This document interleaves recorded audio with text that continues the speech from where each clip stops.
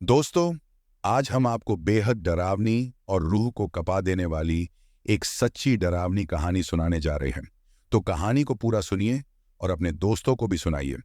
अगर आप भी चाहते हैं कि आपके साथ भी घटित कोई सच्ची घटना हम अपने चैनल पे लाए तो आप हमें इंस्टाग्राम पे मैसेज कर सकते हैं। लिंक डिस्क्रिप्शन में मिल जाएगा। यह कहानी राजस्थान के कोटा शहर की एक भूतिया हवेली के बारे में है। ये हवेली राजा महाराजा के समय में बनाई हुई थी, लेकिन पिछले 20 सालों से इस हवेली में आज तक कोई भी रहने के लिए नहीं आया है।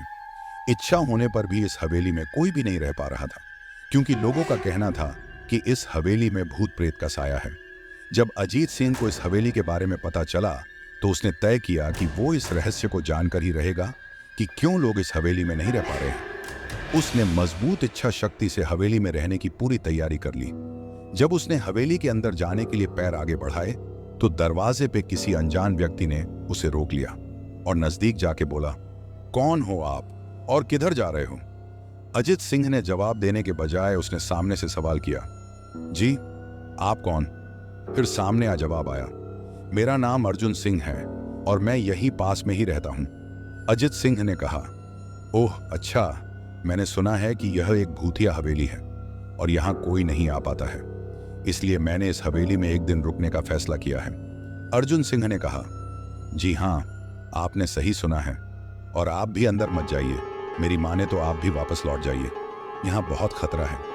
यह सुनकर अजीत सिंह खुश हो गया, जैसे उन्हें कोई लॉटरी लग गई हो। अर्जुन ने उसकी खुशी को देखकर बोला, आप क्यों खुश हो रहे हो? आपको तो भूत का नाम सुनकर डर लगना चाहिए। फिर अजीत सिंह बोलते हैं, शायद आपको पता नहीं होगा कि मैं भूत प्रेत में काफी दिलचस्पी रखता हूँ। अगर इस हवेली में भूत है तो मैं अंदर जरूर जाऊंगा और सारी सच्चाई का पता भी लगाऊंगा। इतना कहकर अजीत सिंह उस हवेली में चले गए। अंदर जाके अजीत सिंह ने अपनी बैग को साइड में रखा और हवेली के चारों ओर देखने लगा। सारे कमरे भी चेक कर लिए। बाद में ड्राइंग रूम में आके सोफे पर बैठ गया। उसने वहां बैठकर दारू के 2-4 पैक भी पिए। वहीं अचानक उस रूम में लाइट का एक बल्ब चालू बंद होने लगा, लेकिन अजीत ने उस पर ध्यान नहीं दिया। थोड़ी देर बाद दूसरा बल्ब भी चालू बंद होने लगा। फिर तो हवेली की सारी लाइटें एकाएक चालू बंद होने लगा।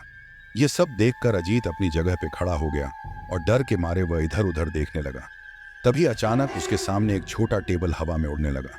तकरीबन 6 फुट हवा में ऊपर जाके गोल गोल घूमने लगा और बाद में अजीत की ओर तेजी से आने लगा, मानो कि कोई उस टेबल को उठा के उसके तरफ फेंका हो। तभी अजीत ने तुरंत ही अपनी जगह बदल दी और दूसरी ओर चला गया और वो टेबल वहीं जाके गिरा जहां अजीत खड़ा था। अजीत कुछ समझ पाता उतने में सोफे की शीट उसकी ओर आने लगी। वो जल्द खड़ा हो गया और छलांग लगा के दूसरी ओर कूद गया, जिसके कारण सोफा दीवार को टकराया और अजीत बच गया। अचानक सब कुछ शांत हो गया।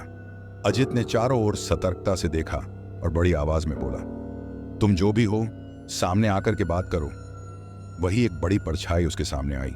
अजीत ने उस परछाई को देखकर बोला, कौन हो तुम और क्यों मुझे मारना चाहते हो?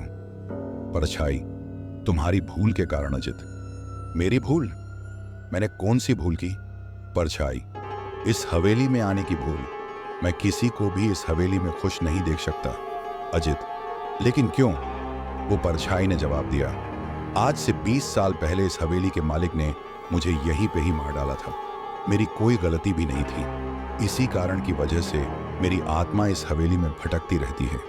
मैं किसी को भी इस हवेली में नहीं रहने दूंगा, क्योंकि इस हवेली में मेरा खून हुआ था। इस हवेली में जो भी रहने के लिए आएगा उसकी मौत होगी। अजित ने कहा, मैं तुम्हें अपने असली रूप में देखना चाहता हूं। तुम्हें मारने से पहले मैं तेरी यह इच्छा अवश्य पूरी करूंगा। और उस परछाई ने एक भयानक डरावना रूप ले लिया। उसका चेहरा इतना भयानक था कि अजीत भी एक पल के लिए डर गया था, लेकिन दूसरे ही पल में उसने अपने आप पर काबू पा लिया। बाद में इसने अपनी जेब में से भभूत निकाली, जो अभिमंत्रित किया हुआ था, उसे भूत के ऊपर फेंक दिया। भूत के ऊपर वह अभिमंत्रित भभूत पड़ते ही वो जलने लग गया और बड़ी बड़ी आग की लपटों में वह अचानक से गायब हो गया।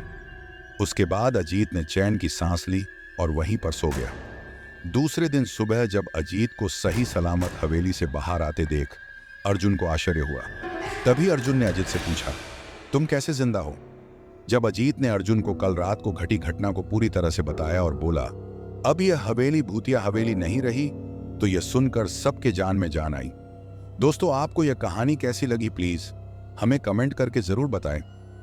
हमारी और भी कहानियां सुनने के लिए आप हमें सब्सक्राइब कर सकते हैं। धन्यवाद।